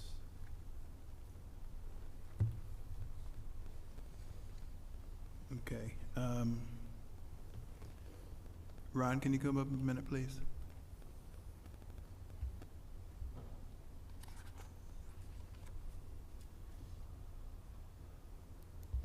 Yes. So he's having issues getting this project completed due to some administrative issues going on. If we approve this third extension for 1 more year, it's going to have to be a final extension to where he can't have another one after that. That was my short discussion with him just before the meeting. Do you So think he understands that, and you know, there's got to either get it done, of course, or you may have some changes that you may want to propose, and it would be a new site plan, correct? correct. The only changes that I would ask for, but I've had Chrysler and General Motors interested in using the property as parking for newer vehicles. And at one point, Mr. Worth recommended that the two drives that are on the east side of the property be closed. They haven't been eliminated, they haven't been removed, but this would be an ingress and an egress for, let's say, if we were to lease the property to General Motors or Chrysler. So that would be the only thing. Other than that, I mean, we wouldn't have any changes. And we've talked to DOT about it. DOT has said that if the driveways are removed, chances of getting them back is slim to none. Because of the property being 24 acres with 660 some feet on 8 Mile Road, I've been hesitant on getting them, on tearing them out and removing them. That's something that we will discuss, and I think I may be able to obtain a letter from DOT to the effect that if they're removed, the chances of getting any of them back is slim to none. What you might be able to do too also, is if you said General Motors or Chrysler might be interested in using for new car storage, get some sort of letter from them stating that that's what they want to use it for. Actually, I spoke to the broker that was handling it, which is CBRE Real Estate. He was planning on coming here. I sent him the date. He sent me an email today. I'm sorry, I'm on a cruise in Alaska, I can't make it. So, I mean, I can get a letter from the broker, or an attempt to get a letter from the DOT at the same time. All right, thank you, sir. Thank you. Thanks, Mr. Worth. What the petitioner is requesting is a 1/3 one-year extension to September 12th, 2026. I need a motion.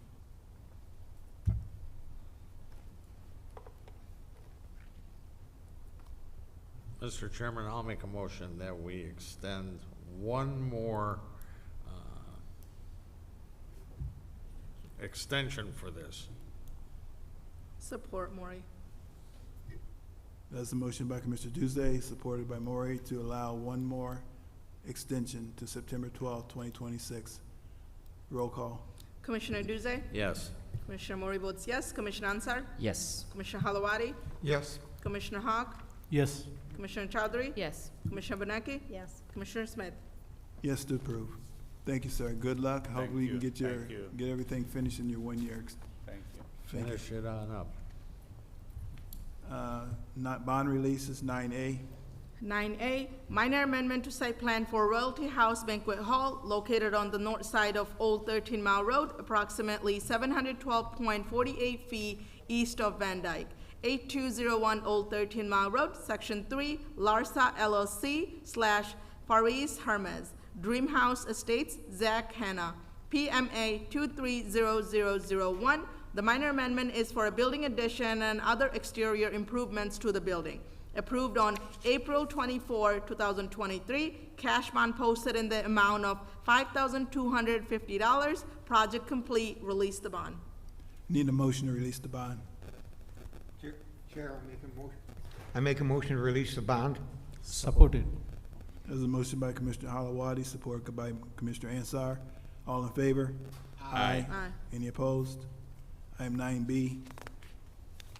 Item 9B, minor amendment for a facade upgrade and the addition of a greenbelt and a dumpster enclosure for adolescents counseling and support facility located on the southeast corner of Common Road and Lorraine Avenue, 29900 Lorraine Avenue, Section 10, Asad Yusuf, 29900 Lorraine LLC. PMA 240002, approved on May 20, 2024. Surety bond posted in the amount of $19,500. Project complete. Release the bond.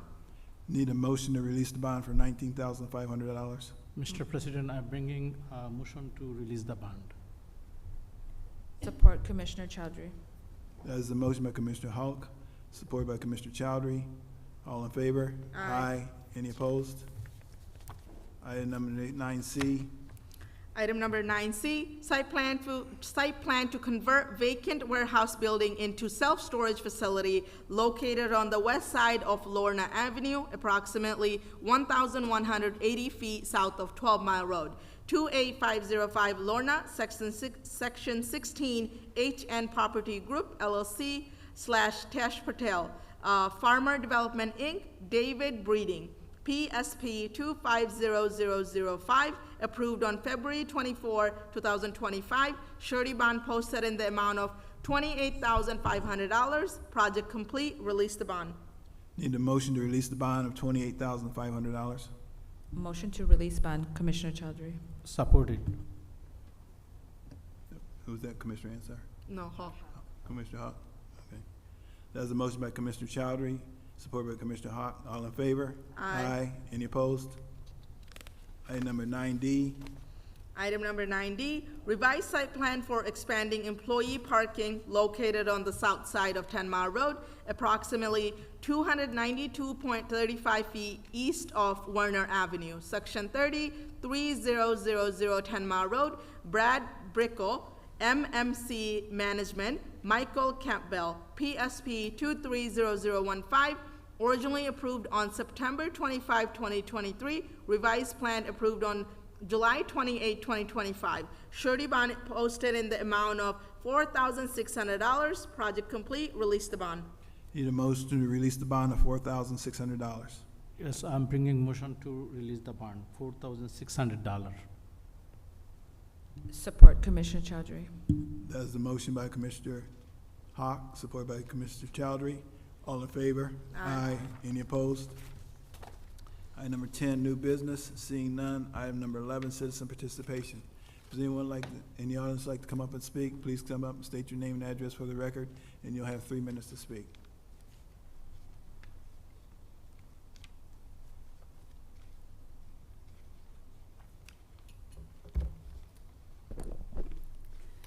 Lori Harris. So I noticed the site plan, the building addition to Nona's Collision Shop. When someone is hard to understand, ask them to clarify what they're saying, because clearly it was very hard to understand that gentleman. I'm pretty sure I heard him say he already did cement and kind of blocked off an area that people could access. Interestingly, there are no permits listed in BSNA for the work that he maybe had done. So ask them to, everybody doesn't speak the same way. And so, Mr. Ansar, sometimes it's very hard to understand you. And so we just have to ask again. You're not offended by that, are you? No. It happens. I noticed on the a third extension that you just gave, that gentleman hasn't paid his taxes for a couple years. And there are no permits listed since like 2016. So if he's doing anything to his property, he's not doing it with permits. So you might want to consider that. I kind of feel like a little game is being played about, we're going to make you go get variances first. And I'm wondering if that has to do with what happened with the proposed community center on 14 Mile Road. But that's not a good game to play. Mr. Worth explained, and I don't always defend him, but he explained that it wipes out the plan if they don't get approved for a variance. So if someone's taken the time to do all the site planning, I think the point is stop sending silly little things to the ZBA, because we're having to approve way too many variances, and I think that's on the planning committee and planning commission. And also, if you guys are going to be in charge of, at some point, hiring the new planning director if Mr. Worth steps down, I'm not saying he is, I don't know if he is, you need to get your act together, because you are going to be responsible for the direction the city is going in terms of planning. And the way that you work right now, it's a little bit frightful to think that this group of people who can't seem to ask a lot of questions would be able to do that. So I would encourage you to find out how to do that. How to do a better job of working together and knowing what you're doing. Thanks. Thank you. Anyone else like to come up and speak? Seeing none. Item number 12A, Planning Director's Report.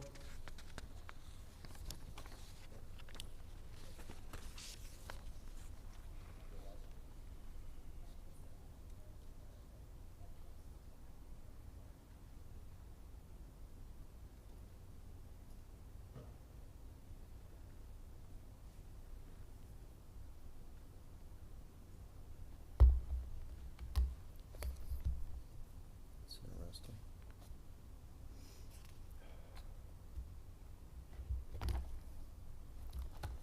Excuse me, I just straighten things out. All right. Well, thank you, Planning Commission. Ron Worth, Planning Director's Report. This is from 7/28, the last Planning Commission meeting that I attended. We do more meetings these days than we ever have. I'm not going to count them all, but I'll just mention a few that are at the top of the list. And so on the 29th, that's July 29th, we did have a meeting with the Active Mobility Plan Steering Committee.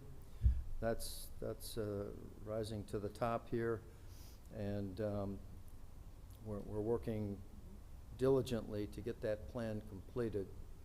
And just today, as a matter of fact, the consultant provided a presentation on this plan before all the department heads for their look at it, their review. They all have access to the plan, and so we'll give them about 2 weeks to comment. After those comments, and after anybody else who has comments, we'll send those off to the consultant that'll finish, and they're going to come forward then to the Planning Commission, and they're looking to get the recommendation for approval, and after that go to City Council for a final approval. So that's what's going on with that steering committee, and working very hard. Anyway, that was a meeting on the 29th. On the 30th, there was the what we call the CAP and Climate Action Plan, basically. We worked on the RFP, did that with Councilman Noonan. He was a representative on that RFP committee. We've narrowed it down to two consultants, and we'll have an answer to that in a very short time and begin to move that plan along. That's another plan that we feel is extremely important to this city and to the citizens. On August 4th, we had a meeting with I'll put it this way, a person out in California. I forget his name. I should have written this down. Sorry about that. But he was part of a group that some 10, 15 years ago purchased about 100 properties from the city after they had obtained them from the county to build homes. And he said that they managed to finish 90, still have 10 to go after all that time. And they're still working on those. But he became very interested in seeing about building duplex housing in R1C zones, or R1B zones, or R1A zones for that matter. And any residential district where if you've got enough room and enough properties to put together, you can build some duplex housing. Or, yeah, it's duplex housing is what the focus was. So we might be working in the Patriot Place area in the south end. They do provide some funding that may make the difference between whether you can actually build one these days, because everything is quite expensive. So that was an interesting meeting, to say the least. They'll get back to us after a few months and reviewing things and what and how they can do it with the building division.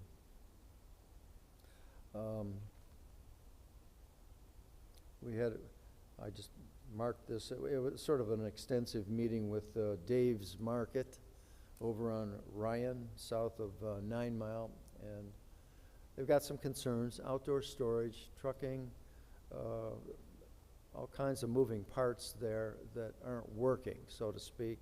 Came to our attention from the zoning inspectors, and they're going to have to come here for site plan approval on some open storage in a commercial zone.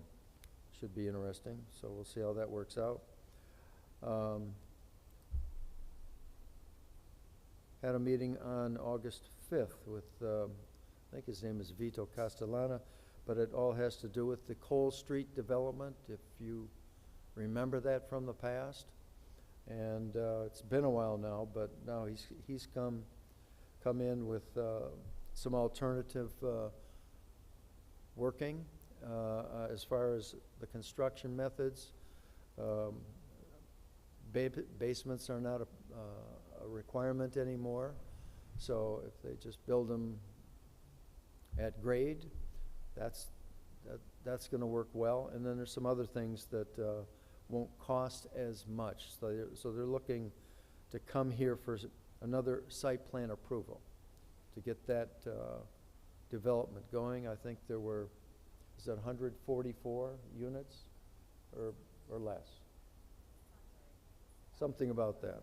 Anyway, about that level, but that's a lot of dwellings, needless to say, that are going to fill the gap, so to speak, for housing in this town. Let's see, what else? And I've already talked about that presentation. That was department heads meeting just this morning, and that's about, other than all these meetings, that's all I have to say. Is there anything that you all have any questions about? Thank you, Mr. Worth. Does anyone have any questions for Mr. Worth?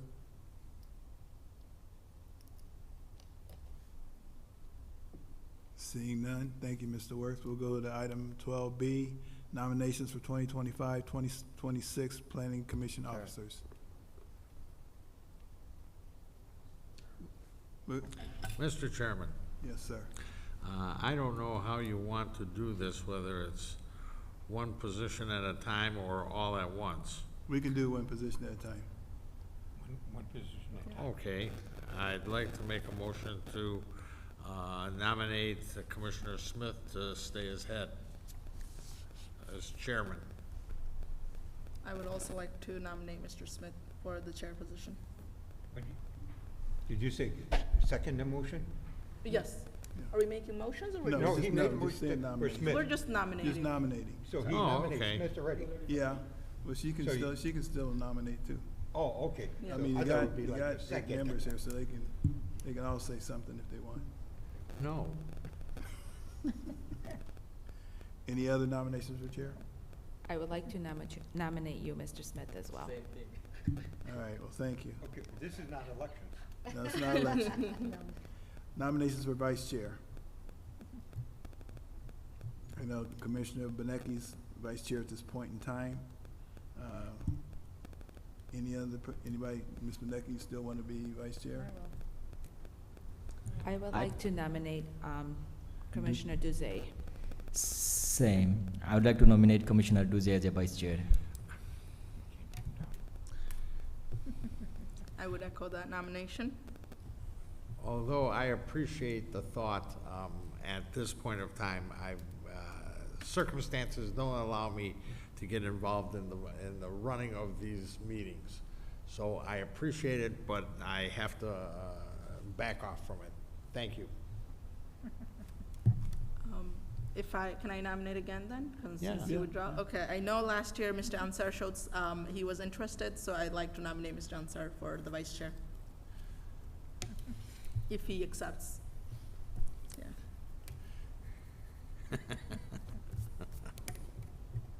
Okay, secretary? Nominate Secretary Maury. She's done a terrific job, Secretary Maury and Secretary and Assistant Secretary Chowdhury have done a superb job. I don't see why we should move anything. We only do one position at a time. Okay. So, Mr. Maury? I'm okay. Thank you. Assistant Secretary, Commissioner Chowdhury? I'm okay too. I'm good. I nominated Assistant Secretary Sultana Chaudhary, and also I'm nominating as a Secretary Mori. And thank you, Mori, for nominating me. But I think Duze will be better for this He position. didn't accept it. Oh, he didn't accept. No. Oh, okay. Okay. That's why. Okay, then I accept it. Yeah. Okay, so we got Ms. Chowdhury for Assistant Secretary. These are just nominations for tonight. The actual vote will take care of the next meeting. So I need a motion to approve the nominations. Motion to approve nominations. Support, Maury. That is a motion by Commissioner Chowdhury to approve the nominations of the officers, supported by Ms. Maury. All in favor? Aye. Aye. Any opposed? Item number C, Planning Commission discussion and concerns. Yes, I do. Commissioner Ansar? Yes, I do have few concern. I think we need to talk, especially our director already mentioned that we do have a EB ordinance, but I think that was like 10 years ago, a city council approved. So I think in these last 10 years, things has changed a lot for the electric vehicle, and I think all of you guys see the data that last 1 year, 3,900 registered EV vehicle in Warren, and probably 40,000 something in whole Michigan. That shows that is coming. Next year is going to be more. So we have to be ready. And I personally think that City Council and our attorney is here.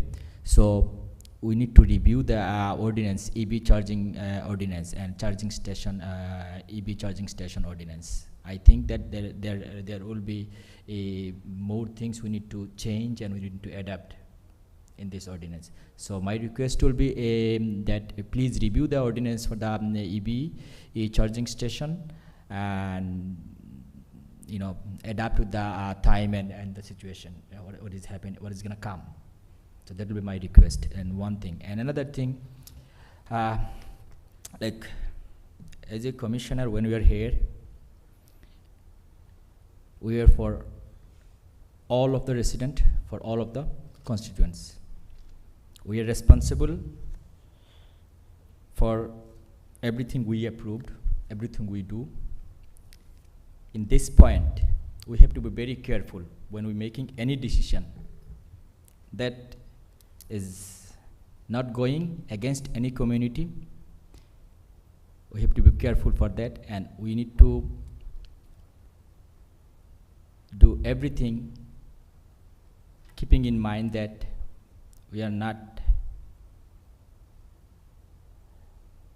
doing any kind of discrimination or anything for against any community that they might think that way. So I would request all of us that when we do anything, make sure that we are doing for whole community. Thank you. Thank you. Any other commissioners need to say anything? Commissioner Chair? Yes. In relation to you're talking about the EV ordinance. Yes. Sounds good, but I would recommend maybe you talk to our council people, because they are the ones that have to draft through our city attorneys new ordinances. We have no control. I don't think. I know. So you can make a recommendation, but have to go yes. to the council, then the city attorney.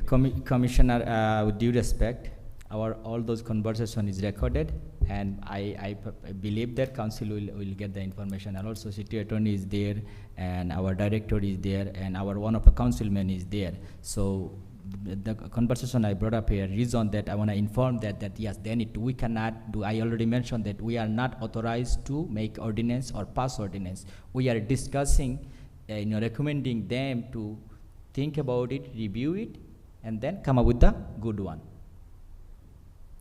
We are not authorized to make any ordinance. I already know that. We are not. We are recommending, that is, they need to review it and they should come up with the ordinance that is needed.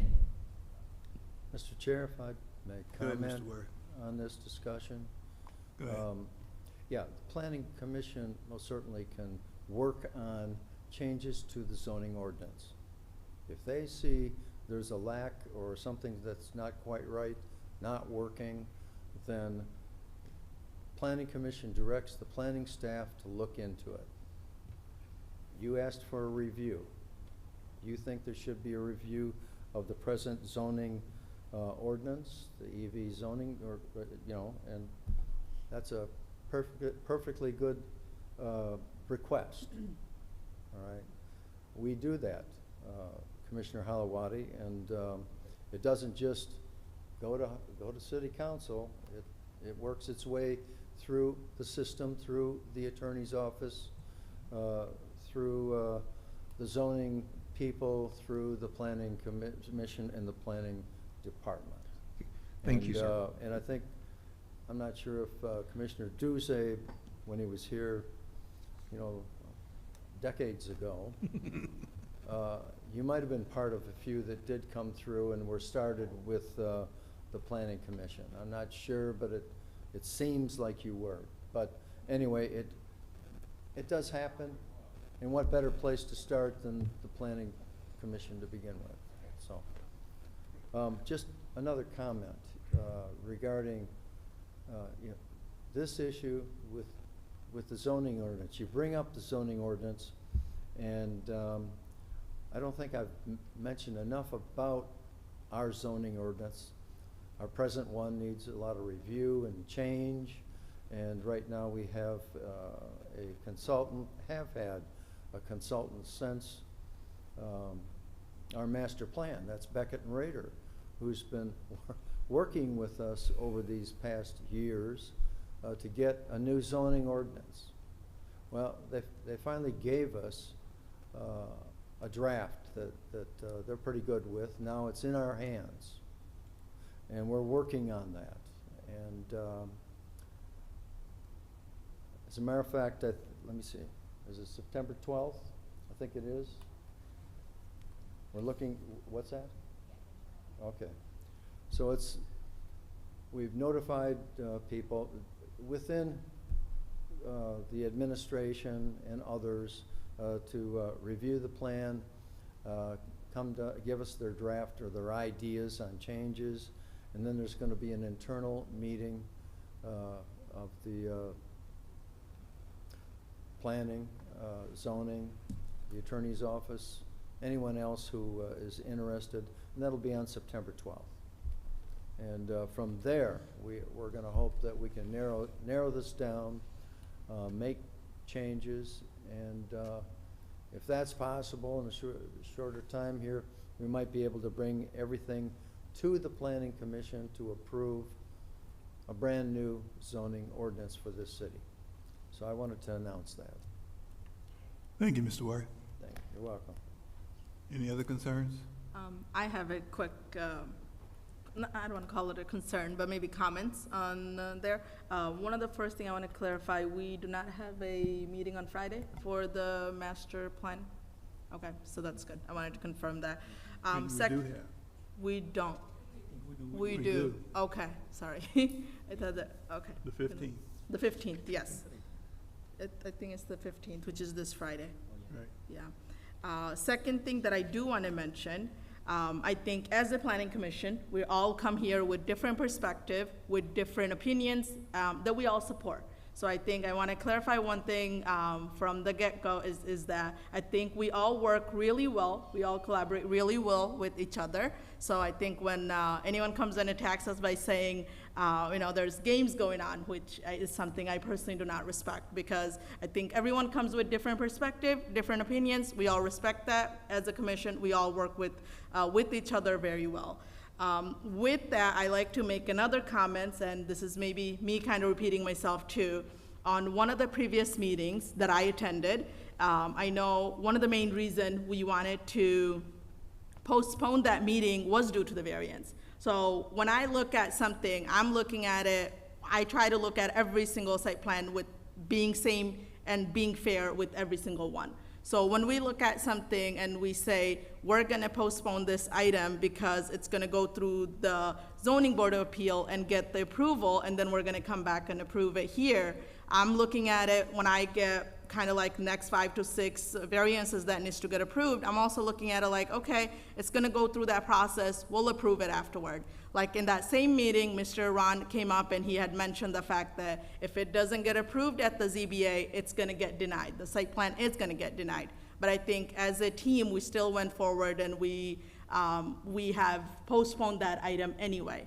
And if I'm not mistaken, Ms. Bonecki had also mentioned that in that meeting, we were discussing the fact that when we see a couple of variances, we want that to go through the ZBA first. That was one of the comments that had came up. So I kind of want to bring the discussion back with us, so we're collaborating with each other and we're kind of on the same page, that when we see variances in a site plan, couple of them, are we kind of gonna be like, okay, we're gonna go through, if the director recommends it, we're gonna approve it and let that go through, because that's how the process has been, which is not something that we had done last time. But is that what we plan on doing as a committee? Or the plan is to kind of like, I don't wanna say that when we want to and when we don't want to.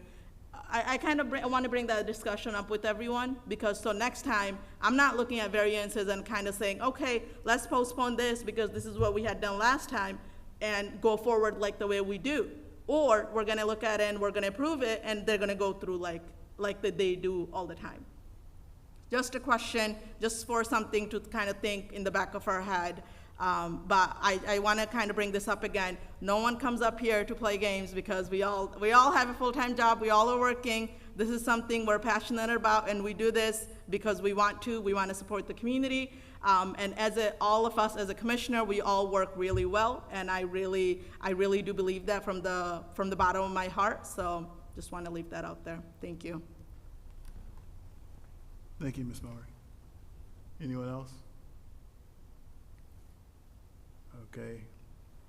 That was our planning commission discussions and concerns. Item number 13, calendar pending matters, seeing none at this time. Item number 14, adjournment. Need a motion to adjourn. Motion to adjourn. I second that motion. There's a motion by Commissioner Duze, supported by Commissioner Holloway. All in favor? Aye. Any opposed? Have a good evening, everyone.